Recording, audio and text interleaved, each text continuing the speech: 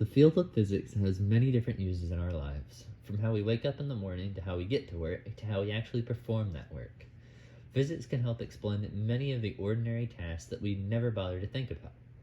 The way we lead our lives could be changed if we took a second and really thought of all of the ways physics affect us and the natural world around us. But how can we tell what's happening if we don't have years of experience in physics and a calculator to constantly carry around and see, exactly what is happening? Well, physics, just like our daily lives, is held by laws. These laws define physics and help break it down into a more understandable terms.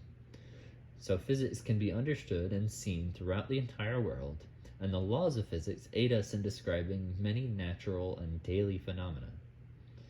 Starting from the very beginning of a person's day, we can see physics in action. Most people have alarm clocks, and they make a horrible sound to wake us up. How does the alarm clock actually make that sound? In older alarm clocks, there was a mechanical motion between two bells, usually a little clapper. Or in this one, there would be a mechanical motion usually driven by a person. The clapper is inside the bell, though.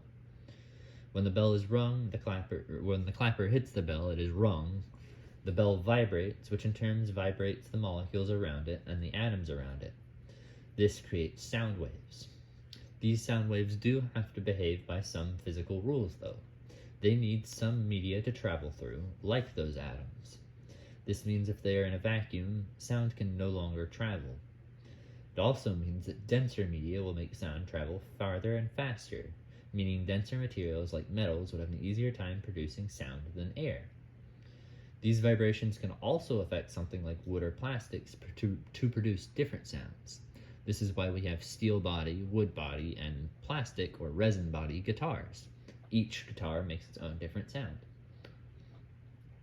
The next step in a person's day may be to iron their clothes or possibly eat some breakfast. Either way, almost all tasks can be broken down into physical terms. So let's see what's involved in these. Ironing is done by sending steam through the holes in a plate of metal to compress clothing. But why do we need the steam, and does the bottom of the plate have to be metal? According to IronRite, a website solely devoted to the history of irons, ironing works by loosening the bonds between long-chain polymer molecules and the fibers of the material.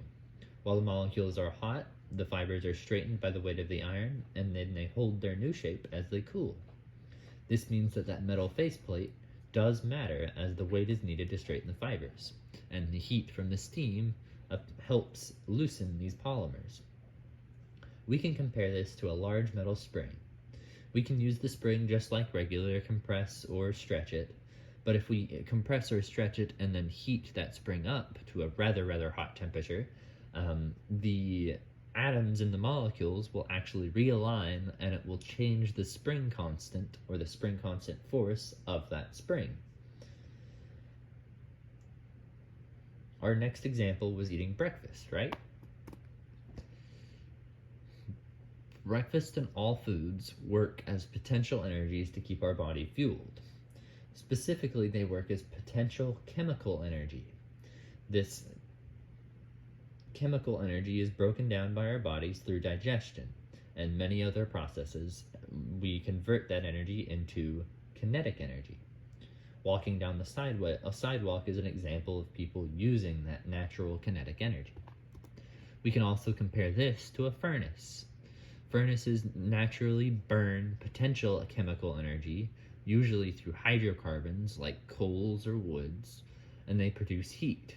Our bodies take potential chemical energy to produce calories and electrical signals and many other things through our bodies that allows our muscles to function.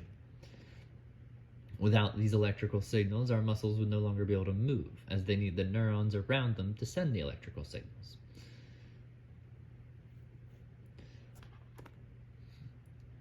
Now on, there are many ways we can apply physics in our life. Just like we were talking about walking, we can see Newton's first law. Objects in motion tend to stay in motion, and objects at rest tend to stay at rest. We have to apply force when we're walking to stop ourselves.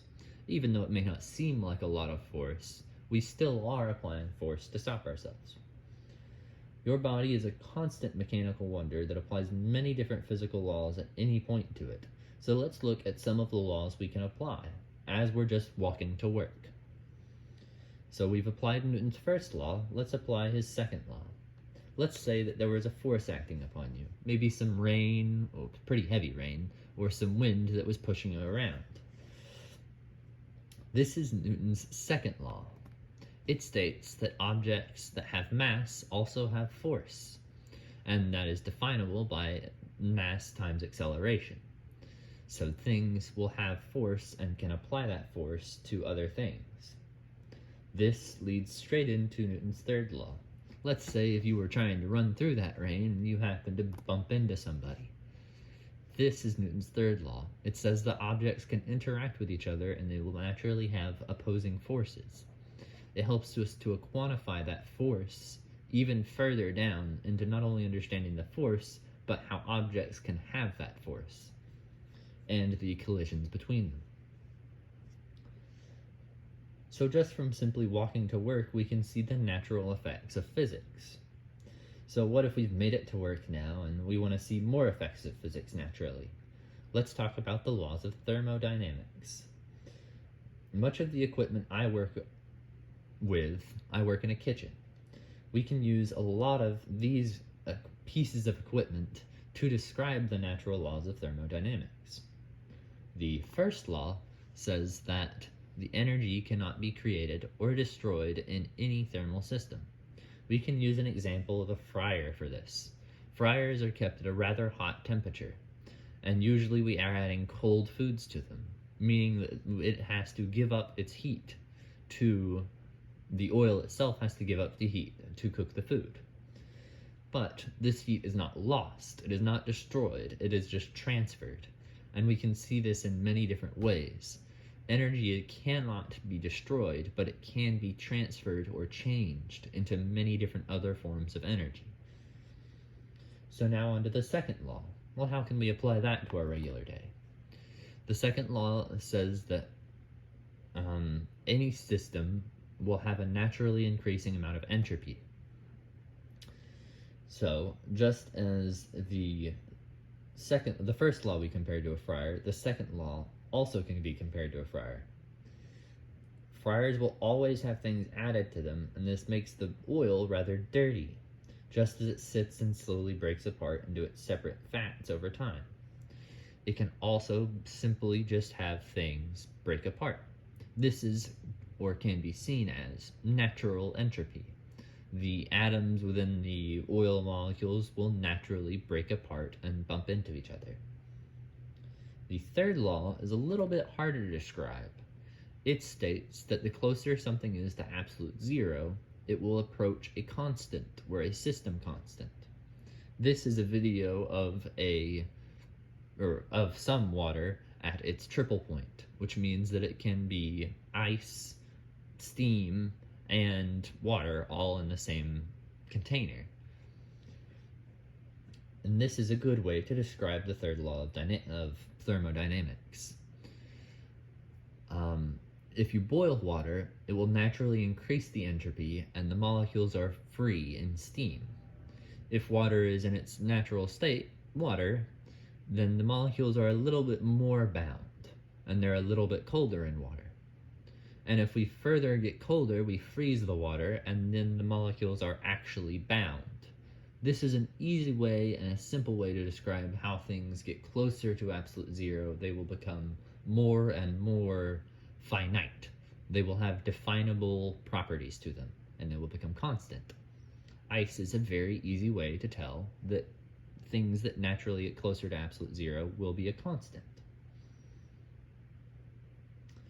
The laws of physics help to describe not only the order of our world, but the chaos as well, just like we've seen here. This is my reference page. Physics can help us predict how the world was made, and it assists us in predicting just how it may end.